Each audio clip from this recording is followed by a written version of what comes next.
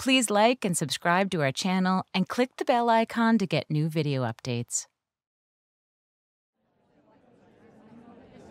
Welcome to the Moth Podcast. I'm Jay Allison, a host and producer of the Moth Radio Hour. You certainly are. And I'm Vicki Merrick, your co-producer of the Moth Radio Hour. And we're your hosts this week. Hello, Vicki. Hey, Jay. So you may know by now that all through this year we've been celebrating 25 years of the Moth. And we're showcasing stuff we think you'll like from every year the Moth's been around. And in this episode, we're looking at 2009. Yeah, in 2009, we continued to share some great stories, expanding story slams to Detroit and Chicago. And then we started a little show you might know called the Moth Radio Hour. Woot. And we're actually recording right now at public radio station WCAI, which we founded right here in Woods Hole, Massachusetts. And this was the first radio station in the world representing to air the Moth Radio Hour. And now we're up to like 575 radio stations around the country. That's not bad. It's not bad, but you know. But we're going for world domination next. True. Anyway, to mark this anniversary, we want to play a couple of stories. And the first is from that inaugural episode of the Moth Radio Hour, and it's a story that's a special favorite of Vicki and me. Yes. I just actually listened to it, and it still holds up. We've listened to it probably 1,000 times. I mean, I was guffawing in my car yesterday. This is from Michaela Murphy, and she told it on a Moth main stage in New York City, and it takes place right here on Cape Cod. So here's Michaela, live at the Moth. I grew up in Providence, Rhode Island, and for my entire childhood, we were never more than 20 miles away from the core of our universe, the Kennedys. We were Irish, they were Irish. We were Catholic, they were Catholic. They were family.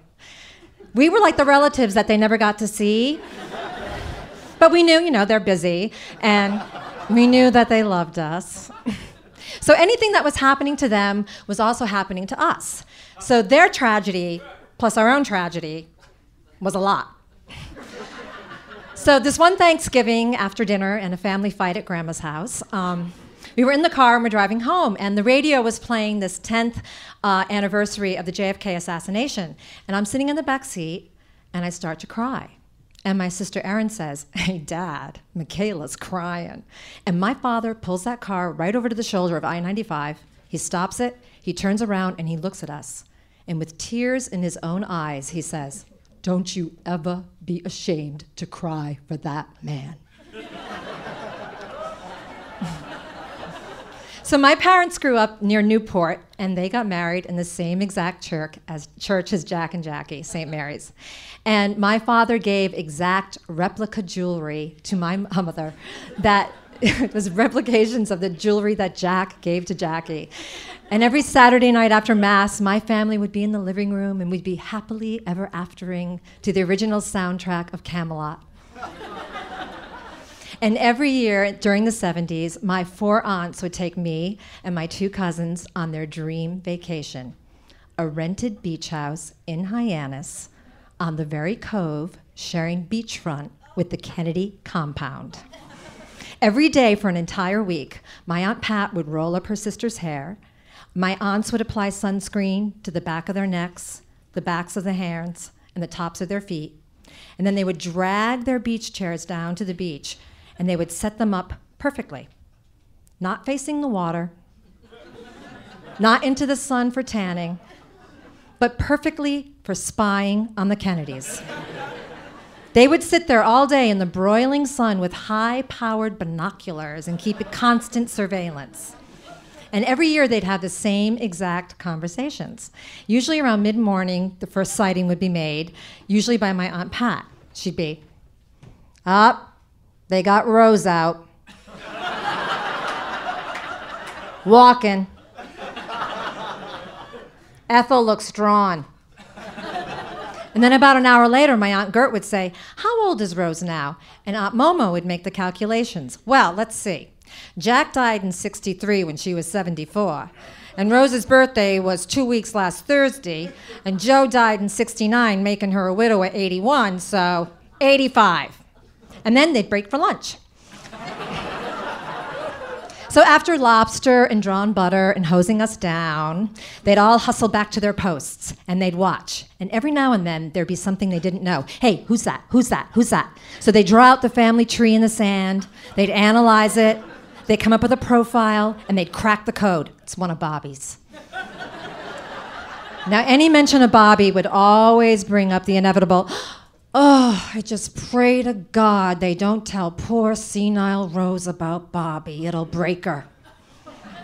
And so then the long afternoon stretch would end with the inevitable annual observation, you don't see Jackie much here. And then all of my aunts would drop their binoculars and look at each other meaningfully. Now, all of this meant that no one was paying any attention to me and my cousins in the water. And the summer when we were 9 years old, we found something. Now, had an aunt, perhaps in an effort to ease a cramp in her prying neck, just sort of glanced towards the water, she might have seen us climbing into this tiny, plastic, half-inflated boat. She might have cried out in alarm at the lack of oars and life vests. She might have had a conniption fit to see us shove off and drift into the violent riptide that would sweep us within 5 minutes out to the open sea and the Nantucket-bound ferry. But an aunt didn't, and we did. It all happened so fast that we were swept out, and it wasn't until we realized that we could make out the specific features of the ferry passengers that we were really far from shore. We were so far from shore that my aunts were now reduced to 4 hopping dots. Uh-oh, it was like Gilligan's Island for real. So an Atlantic swell crashes over our heads, and as soon as the water clears out of our eyes, a powerboat pulls up out of nowhere. And in this powerboat are David and Michael Kennedy. So David and Michael pull us up into the boat, and we are like, oh my God, we are saved by a powerboat. So the powerboat sends us back to shore, and we're psyched because we're saved until we start to watch the 4 hopping dots morph back into our 4 crazed, livid aunts. We are so gonna get it. Now, my family, under any circumstances, has this really weird thing, well, they each have like their own weird thing, about like yelling and getting into huge trouble. Like my Aunt Gert, like she gets so freaked out that all she can do is yell out our addresses. Like, Eileen and Kevin, 275 Hooper Street. Michaela, 180 Asylum Road. I swear to God, I grew up on Asylum Road. It's a very telling piece of my childhood. And then my Aunt Pat would do these things where she would say these things that were like actually kind of nice things, but she'd say them like they were death threats. She'd be like, yeah, I'll save you from drowning. You get on that beach towel and you lie in that sun, now. Or she'd say, I'm gonna buy you a birthday present. You eat that cake, now. So we knew that this is what was coming. The Kennedy boys didn't. So they're vivaciously tanned and they pull up to the shoreline and we brace ourselves. Now, what happens is our aunts are out of their minds. They're ready to flay us. But when they see us in the same boat as the Kennedys, it's like they don't have the emotional capacity to handle it. They kind of snap. They're kind of like freaking out to yell at us, but they start fake smiling and trying to act all normal. And my Aunt Momo, she's like, takes on this like Kennedy-esque way of speaking, which is sort of halfway between Katharine Hepburn and like the Queen of England. And we're like looking at them like, what are you guys doing? And they're smiling the smile, but when they smile at us, it's like, you just wait. But they're like, oh, David, oh, Michael, thank you, thank you, thank you. And they're not mad at us for almost drowning. They're mad at us because the Kennedys had to save us. Like, don't those people have enough trouble? Now you? Like, as if our almost drowning was yet another Kennedy tragedy. So these poor boys finally pull and pry themselves away from my aunts. They get back on the boat, and they're leaving, and my Aunt Momo's going, please give our best to your grandmother. And now it's time for our for real punishment, which was that we, for the rest of vacation, had to stay on the beach because we did not have any respect for the water. So it's 100 degrees out.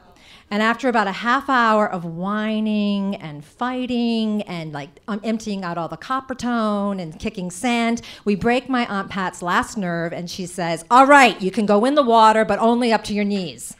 So we're happy for a minute until we get in the water and realize how boring up to your knees is. And then we get the great plan of having chicken fights. So we start to have chicken fights, but it's kind of weird because there's only 3 of us. But we're doing the best we can to have a chicken fight like that and like knock each other off into the water so we get fully immersed. And then my Uncle Al, who never, ever played with us, ever, comes into the water to play chicken fights with us. And he puts his daughter, my cousin Eileen, up on his shoulders, and then I get up on my cousin Kevin's shoulders, and we're having chicken fights. And it's like actual family fun for a moment. And we're like, hitting each other, falling in the water, and then I take my foot and I accidentally kick the side of my Uncle Al's head really, really hard, and his eyeball pops out of his head, falls into the water, and sinks. It pops out of his head, and it sinks. Eileen, Kevin, and I are in instant, complete shock. Right this minute, there is still a part of me that is on that beach screaming. It's like, oh my God. We had no idea that he had a fake eye. We didn't even know that you could have a fake eye. Why would you have a fake eye? They didn't tell us that Uncle Al had a fake eye because they didn't want us blabbing it to the whole neighborhood.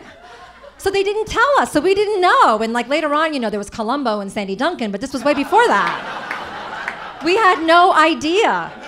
So we're all standing there and it's like so horrible. Like I can't even I'm like, oh my God. And my cousins Eileen and Kevin are staring at me with complete hate, like you broke our dad.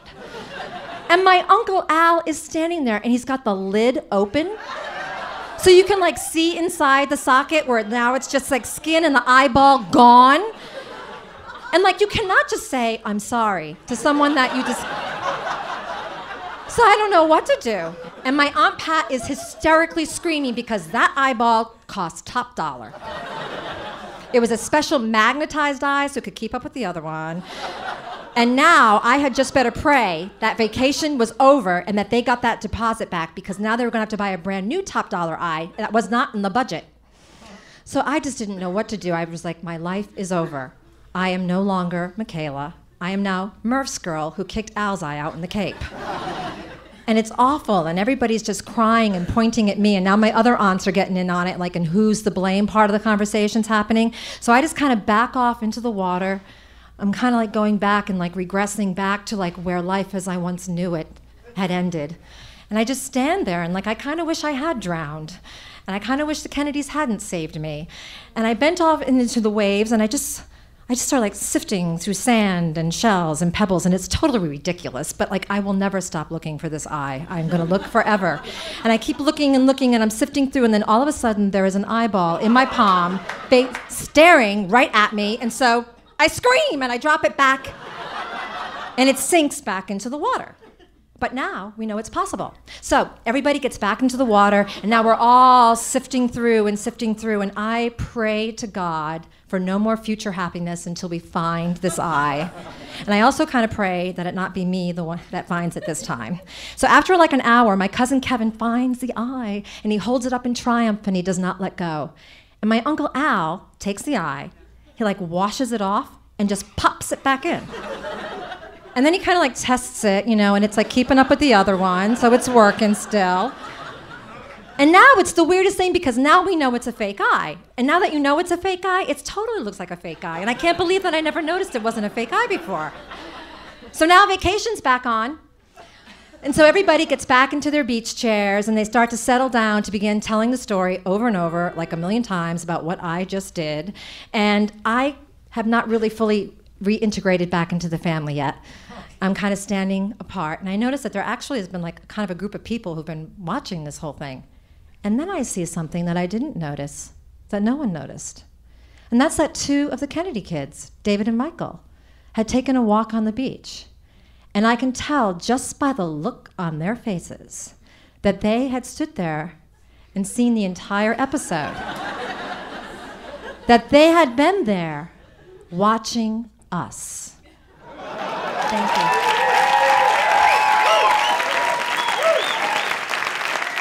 That was Michaela Murphy. It was.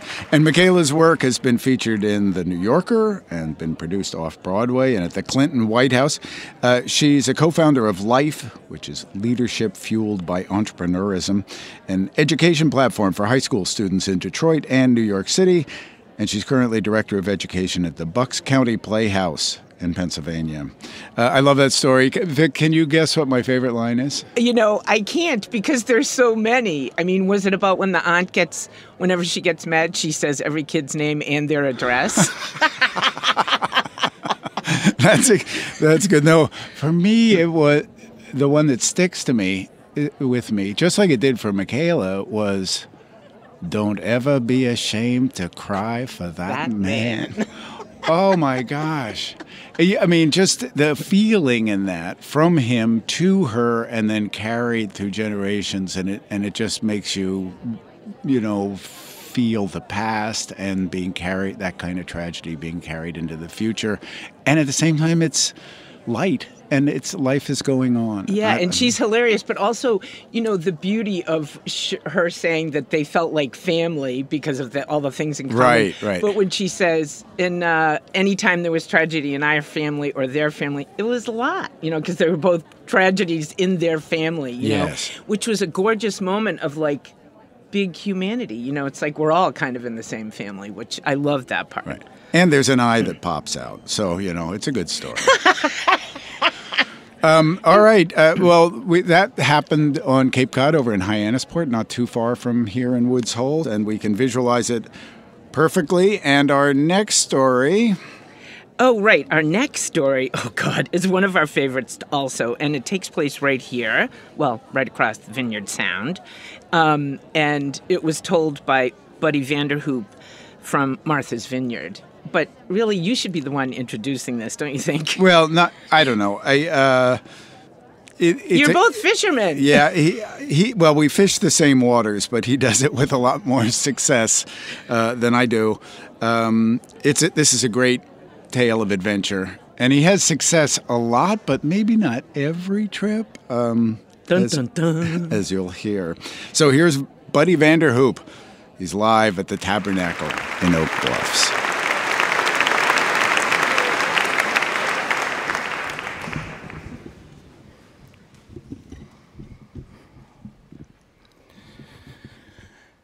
Good evening. My name is Captain Buddy Vanderhoop. I'm a Wampanoag Indian from Gayhead, from the Wampanoag tribe of Aquina. And I had the occasion, growing up, talking to my elders who were seafaring men and women. My great-uncle Amos Smalley harpooned and killed Moby Dick, the only white sperm whale that was ever harpooned. And I listened to stories for years. As a matter of fact, for my 10th birthday, my Uncle Amos gave me one of Moby Dick's teeth, which he scrimshawed on that trip, which is still my favorite treasure today. And some of the advice that they gave me, they told me that the ocean is a playground, but you should always respect the ocean because it can turn on you and harm you and even kill you. So just respect the ocean, which I have always done and always kept this in the back of my mind. And one day, I had a tuna fish charter. My boat was broken down and was being repaired, so a friend of mine lent me his boat, which was a 32-foot wooden boat, the Escort. Charles Ogletree, professor at Harvard, head of the law department, was one of my clients. Dennis Sweet, another highfalutin lawyer from Mississippi, was one of his colleagues and friends was there. Charles's father-in-law was there, who was 78 years old, and Jen Clark decided to jump on the boat as my first mate that day. So we put all of our lunches and stuff in the cooler, got all the fishing gear on the boat, headed out of Menevsha Harbor. As we rounded Gay Head, the wind was about 10 to 20 miles an hour that day, and Charles's father-in-law started getting seasick. But if you've ever been on the boat with Charles Ogletree, it doesn't matter. Once you leave the dock, if you're seasick or not, you're going for the day. So we rounded Gay Head, headed down for the dumping grounds, which is 40 miles south of Gay Head, a place that was made famous by Frank Mundus in his search and quest for great white sharks, which was done in the 1950s.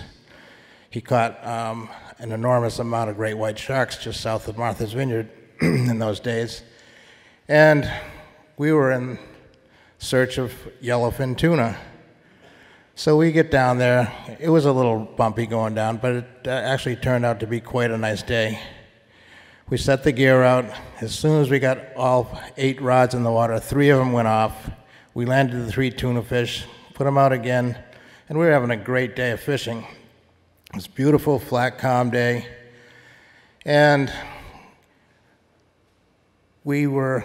this was late afternoon. We had 13 fish on the boat. It was 3:30 or 4 o'clock in the afternoon. We saw all the other boats heading north going home, but we decided we'd be a little greedy because we were catching so many fish. We stuck around for another round of fish, and Charles hooked into the biggest fish of the day about 4:30, 4:45. It was about 120-pound yellowfin, and he was in the chair reeling him in. All of a sudden, I looked back, and the fish is 100 feet behind the boat, and he's got a 350-pound mako charging in on the tuna fish. I said, Charles, reel, get that fish in. The mako hit the fish, took its whole belly out. I said, get him in. So he finally reeled him in, got him to the boat. I gaffed him, pulled him over the rail, got him on the boat. He only had damage to the underside of him, so most of the fish was still good. And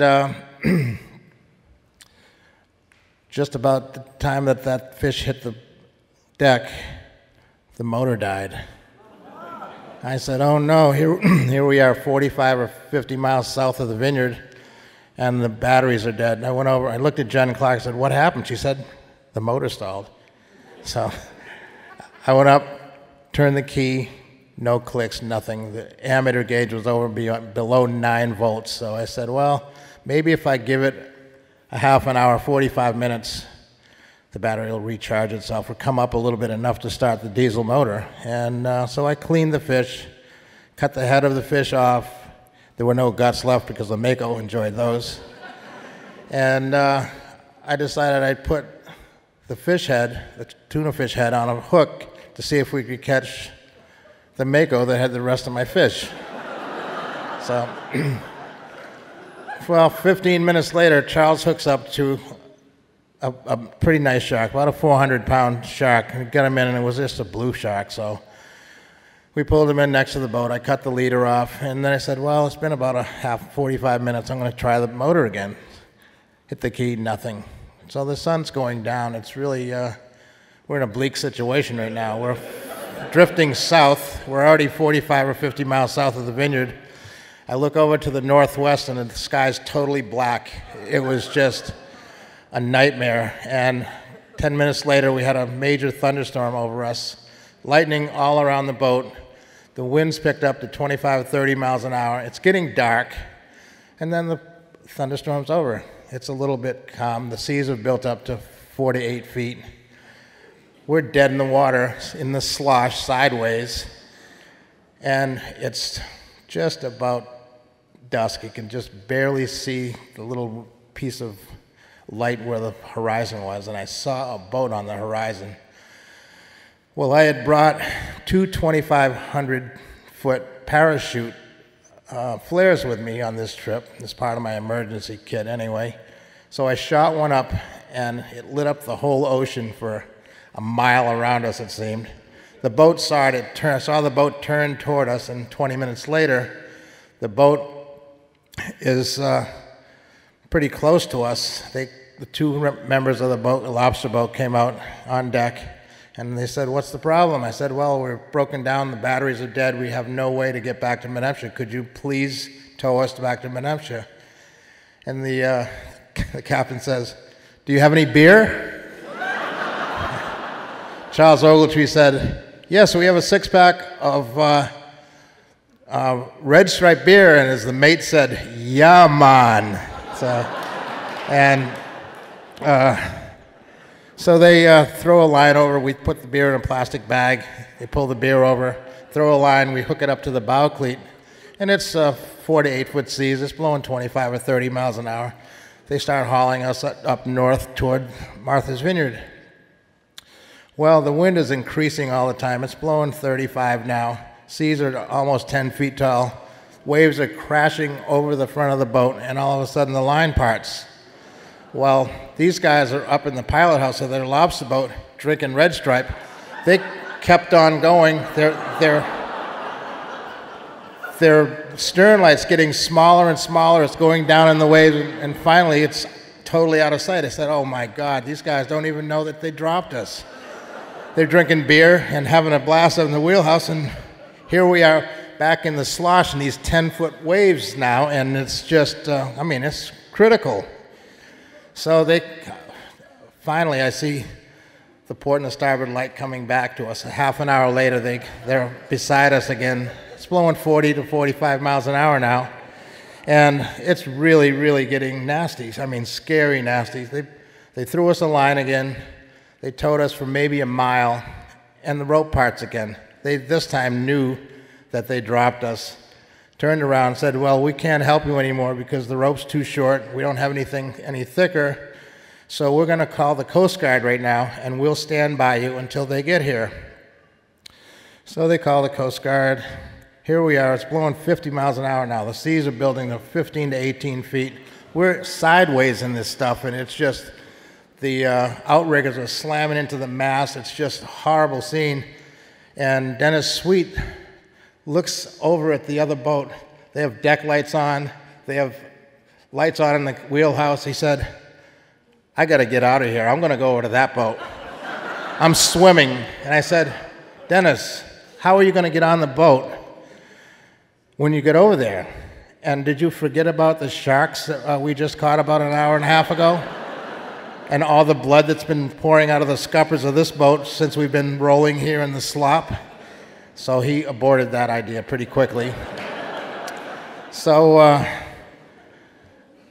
all of a sudden, Charles, his father, has been seasick all day long. He's huddled in the back of the boat. He's got blankets over him. He hasn't moved 1 inch in 5 hours. Charles says, "Buddy, could you go over and nudge my father-in-law and see if he's still alive?" So I went over, gave him a little nudge. He grunted, and he was in bad shape because he'd been dehydrated for now going on 12 hours or 13 hours, and he was alive. So the boat's outside of us. The Coast Guard's on their way. All of a sudden, it's blowing 60 to 70 miles an hour. It's unbelievable. This is an unforecasted storm. The weathermen are always right, you know. But this was totally unforecasted, and we're dead, and we're in 20-foot seas right now. All of a sudden, these two gigantic rogue waves, I'm talking waves 3.5 stories big, 30, 35-foot waves. We go up this wave, come back down. The second one hits us so hard, it tips the boat up 90 degrees. The rail goes under the water, and it seemed like the whole ocean came into on deck at one time. We took on 5,000 to 8,000 gallons of water on that one wave, and I'm getting really nervous now. Everybody else, I said, okay, don't lose your calm. That was really, really bad. I know how bad it was. Everybody put your life jackets on. Everybody here's a flashlight for everybody. I said, if we get hit by another set of these waves, we're going to roll the boat over. And don't try to go over the sides. Keep your wits about you. Go over the stern, stay together, put your flashlights on, hang on to the boat. And we didn't get hit with another set like that, thank God. But just to keep people's minds occupied, I had them do a bucket brigade. Charles was in the bilge. Jennifer was holding the flashlight. He'd pass it to Dennis, and I'd throw it overboard. And it took us about an hour and a half to get all that water out of the bilge, which helped keep everybody's mind off of what was really happening, because it was so unbelievably miserable that it was mind-blowing how bad the seas were that night. The Coast Guard, I saw a boat on the horizon finally. The Coast Guard, I had one more of those 2,500-foot parachute flares left. I shot it off, went up, lit the whole ocean up around us. Half an hour later, the Coast Guard's outside of us saying, with their little bullhorn, "We're going to pull up alongside of you." I said, "Don't pull up alongside of us. We have a wooden boat. We're either going to smash into you and sink, or you're going to smash into us and we're going to sink." I think these guys are all from Ohio or Indiana or somewhere. They'd been to the Coast Guard Academy, and they're now doing real-time stuff. And they had forgotten their booklets, I think, that day. So they were so seasick. They had all their deck lights on. You could see them barfing over both sides of the boat. And they were all so weak. I was out on the front of this 28-foot boat in 25-foot seas, holding on for dear life. I mean, I'm like a windshield wiper on the front deck, going back and forth, waiting for them to get a rope over me so I could hook it up so they could get us under tow, which took over an hour. I was so pissed off. And I couldn't even start screaming at them, because they just wouldn't have done any good anyway. But they finally got a rope to us, and we're under tow. We're in 20-foot seas. I mean, the waves are just coming totally over our boat, which was pretty scary in itself. We had no bilge pump. We had no electricity whatsoever. We couldn't even communicate with the boat that was towing us. So it took 23 hours for them to tow us back to Menemsha. So all in all, it was a 34-hour tuna fishing trip. Finally, we got back. Nobody gave a shit about all the tuna fish we had. Their loved ones were on the dock. Everybody's getting hugs and tears, and everything is hunky-dory because we're alive. And I attribute this to my elders that gave me the advice that, and I'd like to pass this on to everyone in the audience, that you have to respect the ocean. The ocean's a great playground, but you have to respect it, because it will kill you. And Charles Ogletree still goes fishing with me. He's my best client. Dennis Sweet, he will fish with me if I have 2 keys, which means you have 2 engines, so you can get back on one. Charles Ogletree's stepdad will never step foot on another fishing boat as long as he lives. And that's my story. Thank you very much.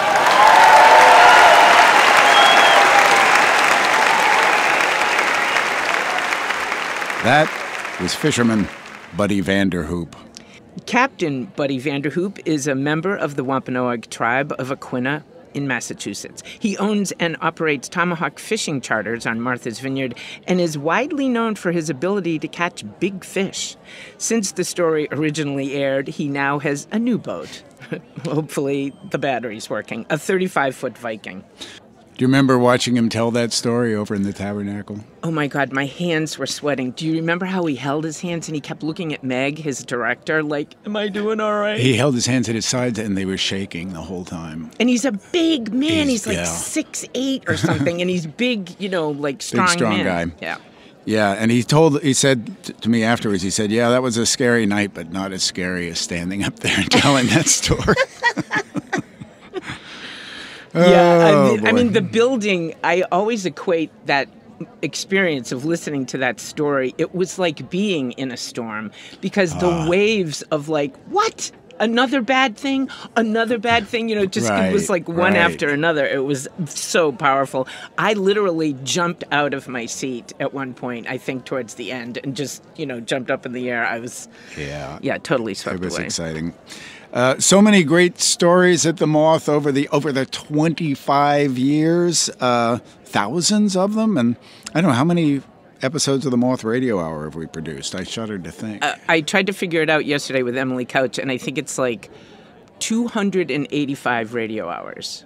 That's a lot. That's a lot.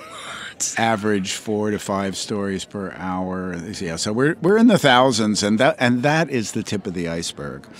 And I don't know, do you ever get bored of it? Because I have to say, I do not really. Once in a while, maybe I'll hear a story I'm not crazy about, but I feel like if you're bored with the Moth, you're bored with life. Yes, it's true. Or you hate people or something, because, man, all the experiences out there, how can you not want to know about more of them? Well, yeah, and also you have always said something interesting to me, like when I would ask you once in a while, do you think that there are a finite number of good stories in the world? And you always say, no, like you don't even hesitate.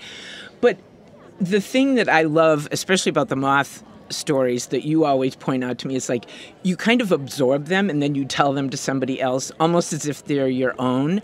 And again, it's that beautiful sort of like encircling of humanity. And you step outside of the box, It's somebody else's life and experience, and you can relate suddenly. Yeah. I tell my kids Moth stories at the dinner table all the time that aren't mine, but they're getting carried on anyway, which is sort of a lovely human thing. Oh, my God, that's a great thing to say. That makes my life feel so much more meaningful for having you say that. That's great.